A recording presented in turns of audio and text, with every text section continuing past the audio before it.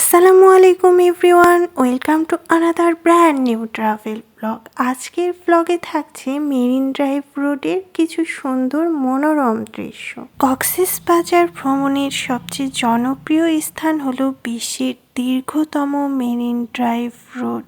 কক্সবাজার কলাতলী থেকে শুরু করে বাংলাদেশের শেষ সীমানা টেকনাফ পর্যন্ত বিস্তৃত এই রাস্তার দৈর্ঘ্য ৮০ কিলোমিটার। এই রোডের এক পাশে দিগন্ত সমুদ্র সৈকত এবং অন্য পাশে রয়েছে সবুজে ঘেরা ছোট বড় পাহাড়। পাহাড়ের কোথাও কোথাও দেখা যায় ঝর্ণা।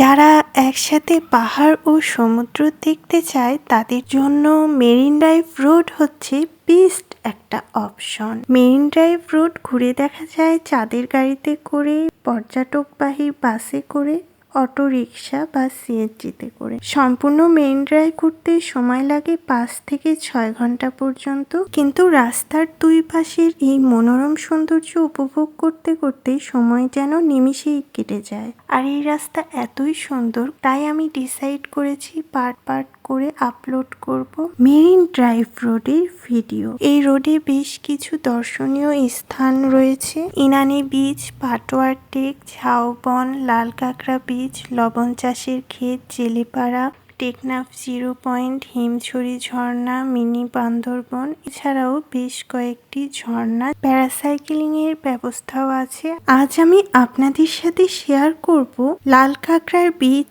আর প্যারাসাইক্লিং স্পট, সাথে মেরিন ড্রাইভের অপরূপ সৌন্দর্য। পরবর্তী ভিডিওগুলোতে শেয়ার করব বাকি স্পটগুলো। আমরা এখন চলে এসেছি এখানে প্যারাসাইক্লিং করানো হয়। আমার প্যারাসাইক্লিং করার কোনো ইচ্ছা ছিল না, সাহসও ছিল না, তাই এখানে আর সময় নষ্ট না করে আমি চলে গিয়েছিলাম সমুদ্রের কাছাকাছি। আমার সমুদ্র অনেক বেশি ভালো লাগে। আমার শুধু ইচ্ছা করে সমুদ্রের পাড়ে দাঁড়িয়ে থাকতে, বসে থাকতে। বিচে আমরা কিছুক্ষণ থেকে আবার রওনা হয়ে যাচ্ছি পরবর্তী স্পটে যাওয়ার জন্য। আমরা চলে এসেছি লাল কাঁকড়া বিচে, কিন্তু আমরা যেই সময় গিয়েছিলাম সেই সময় লাল কাঁকড়া ছিলই না বলা যায়।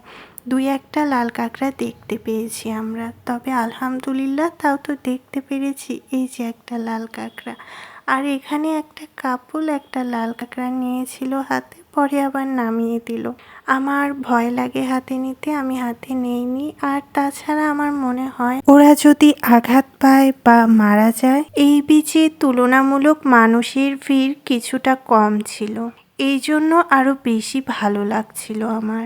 এখানকার পানিও বেশ পরিষ্কার, নিরিবিলি বিচে দাঁড়িয়ে থাকতে অনেক বেশি ভালো লাগছিল। এমনিতেই তো আমার সমুদ্র অনেক বেশি পছন্দ।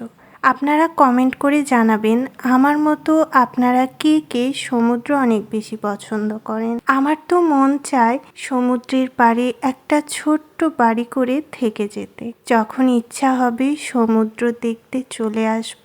সকালে বিকালে বিচে হাঁটাহাঁটি করব এক কাপ চা হাতে, আর সূর্যোদয় সূর্যাস্ত দেখব। জানি না এই ইচ্ছা কখনো পূরণ হবে কিনা, বা তখন ভালো লাগবে কিনা পূরণ হলে। কারণ আমরা অল্প সময়ের জন্য যাই জন্যই এত বেশি ভালো লাগে। তাছাড়া এই দিকে জীবনযাপন করা কিন্তু আমাদের সমতলের তুলনায় কিছুটা কষ্টসাধ্যই। অনেক বেশি রোদ ছিল, আর আমি এই রোদের মধ্যেই আপন মনে দাঁড়িয়ে থেকে সমুদ্র দেখছি। সমুদ্র দেখা যেন আমার শেষই হয় না।